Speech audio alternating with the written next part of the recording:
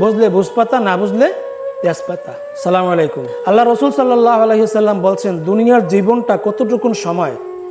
Atlantic মহাসাগর অথবা পৃথিবীতে সবচেয়ে যে বড় মহাসাগরটা আছে, এই মহাসাগরের ভিতরে তুমি যদি আঙ্গুলটা, তোমার একটা আঙ্গুলের কর চুবাও, সেই আঙ্গুলের মাথা যতটুকুন পানি আসবে, এতটুকুন হলো তোমার দুনিয়ার জীবন।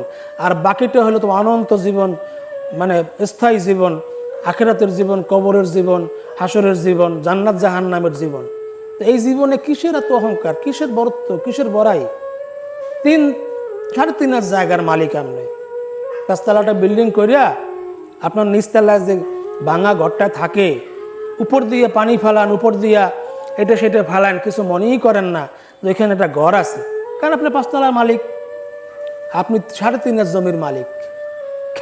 কিসের আপনি 5তলা বিল্ডিংয়ের মালিক? বুঝতে হবে। বুঝলে বুঝপাতা, না বুঝলে তেজপাতা। ধন্যবাদ।